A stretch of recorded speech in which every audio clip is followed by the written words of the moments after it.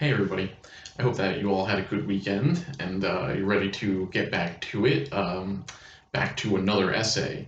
Yes, in this video I'm going to explain the second major essay for the course and the last one also. You should have submitted your narrative essay by now. That was due on Sunday. If you haven't submitted it, still submit it. I take late work for everything in the course. Just get everything as soon as you can, and I can still give you credit. So yeah, let's get into this argument essay, this argumentative research essay. So this essay is probably something closer to what you're used to doing with essays. It is an argument essay, which means that the number one thing that we're trying to do is to convince our audience.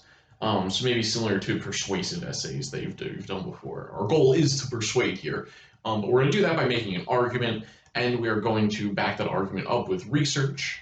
I will have a couple of videos for you next week where I'll talk about different strategies for arguing, what are some of the best ways to make our arguments, what are some of the different techniques that we can use to try to make our audience, be the most convinced to be on our side. But yeah, for now, let's talk about the three options that I have listed here. So you might notice that all three of the options that I have here for you start with this phrase, argue for a specific solution. So I really want us to be thinking about this essay in terms of a problem and a solution. So when I say that this is an argument essay, that you're going to be making an argument, your argument should be the solution to this problem. Your way of making, basically you're going to convince the audience that your solution is the best one or a really important one or one that we need to use and that people should be talking about more and trying to make happen. So I think this is important for a couple of reasons. I think that the whole idea of being able to solve problems is really one of the most important things that you can get from any college class, not just this one. But being, a problem solver, like being faced with a problem and being able to be creative about what kinds of solutions you could come up with is really important, really for any job that you'll end up with. For instance, I used to work at an office in Manhattan for this company that did wedding bands. Terrible, hated that job.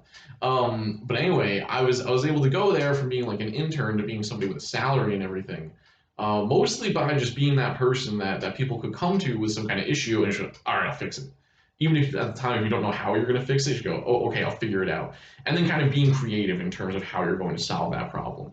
So that's one reason that I think it's important to frame it this way, that what I'm asking you to do is try to solve a problem. So I am trying to engage some of those skills of like thinking outside the box, being creative, seeing what other people have done, but maybe also putting a twist on that and pushing it forward. So I think this is an important kind of mindset for us all to have, not just for college, but even as you go forward into jobs and stuff. The other key part of this phrase is a specific solution, right?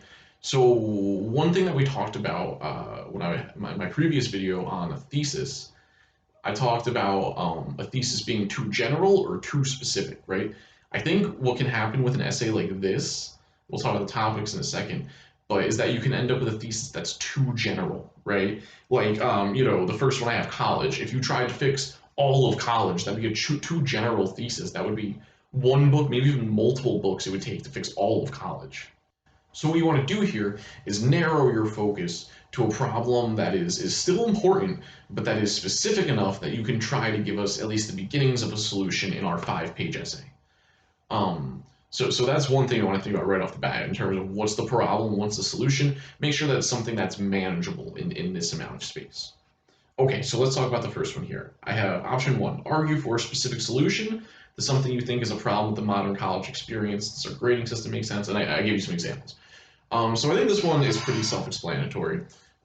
Basically, anything that you think is a problem with college, it could be maybe the first thing that sticks out to us has to do with money, right? Or it could be something smaller than that, like textbooks or dorms or whatever, the culture among college students, whatever you want, right? But it's just got to be some kind of specific problem that you then are going to argue for a specific solution to. So yeah, it could be anything at all about college, anything you can think of. Try to be creative for this. Think about something that might be fun to write about, or problems that you and your friends experience that maybe people don't talk about as much. Whatever you want, you just want to be specific enough and then argue for a solution. So that first option I offer to people every semester. These next two, I decided to go a little more timely with it. It feels like to me, if I'm going to ask you to write an argument paper, if I'm trying to tell you how important solving problems is, then it probably makes sense to look at the problems that people are thinking about all the time nowadays. Things that are in our constant daily lives. Obviously, for options two and three, I have for number two the coronavirus. So yeah, this definitely isn't a topic that I gave to students in the past. Living in the world that we're in, I feel like this is something that number one is important and would be beneficial for you guys to do some research on or have opinions about what should be done. But I think it's also like shows us like why writing is important, why doing research is important. And I want this to be an opportunity for us to see like how writing works in the real world and why people actually do it, right? This goes back to the whole thing about this not just being like some school assignment you're doing for a professor, right? Think about it as something bigger than that. Hey, if you like this essay, maybe you can send it to some other people, have your friends read it, try to convince them it's something that we should do.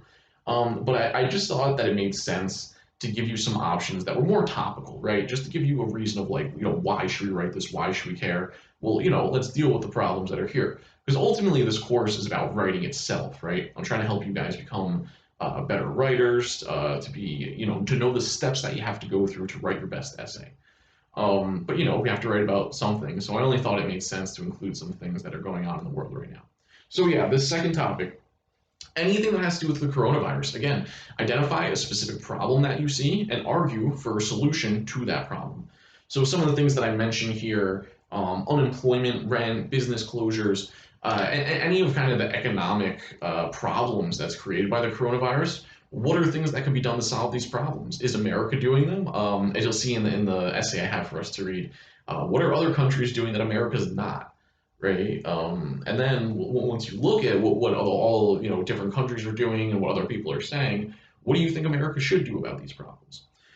So with this one, with the coronavirus, I think there's the economic stuff there, and then some of the public health stuff. Like, are there different things that we should be doing? Should we, should we have more contact tracing? Should we be locking down more or something? Like, the people always say that South Korea did a good job with the coronavirus. What did they do that America didn't? Should we be doing those things, or are they too invasive? Because sometimes they're like locking people up in their houses and whatever. Um, should the government be providing us with face masks? Like, well, why is it that I have to cut a face mask out of my T-shirt or whatever? The 6 feet thing, like, does that actually work? So anything as it relates to like health or economics that you think we should be doing about the coronavirus that we're not currently doing, I think that would be a great topic for this essay. And then for the third topic here, again, in the spirit of trying to keep these things, to get topics that show us why writing is important and why this matters and why it's something we should do and why maybe it's fun. For the third option, I have problems about police brutality and the murder of unarmed black people. So yeah, obviously, thing that's happening in the world right now. There's a lot of talk about all the issues, right? We've all seen these excuse me, just awful videos on the internet, right? And the terrible images. So there's been a lot of people talking about, well, what should we do? What's the solution to this? How do we make this better? You've heard the Democratic Party have one answer. You've heard, people out protesting have other answers.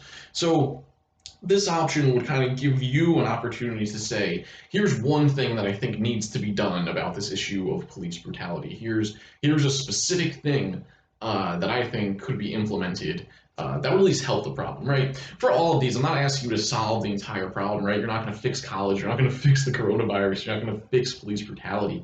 But what's at least like one specific thing that could be a step in the right direction to start solving these problems?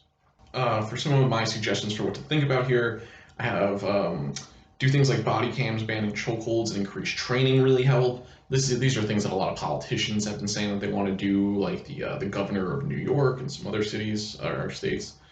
Should we defund the police and reinvest in the school's environment? This is something that activists have more been saying, or people online, stuff like that. And then I have, is it possible to replace the police with some other kind of public safety organization? I think the police department in Minneapolis is kind of going with that option of trying to re-envision what policing or what safety means. So yeah, for this option, it would ask you to do some research into the different solutions that people are proposing and find the one that you think is the best, the one that you think people should be doing right now that will best address the problem. So no matter which one of these you pick, you're identifying a problem. I would start there, is finding what the problem is, and then find what you think well, maybe first find out what other people are saying. That's some of the research, right? What solutions are out there for this problem, and then pick the solution that you think is the best. Whether you agree with some of the other ones that people have suggested, or if you kind of have your own, or maybe if what you're saying is similar but a little bit different to what other people are saying, anything like that. Your thesis is going to be your solution to the problem, and then you're going to try to convince the audience that it's the best one, or the one we need to do right now, or the most urgent one, or something like that. So yeah, I mean, I'm really not, I'm not like trying to be political or anything with these. Everyone is absolutely free to have whatever opinions you want on all of this stuff.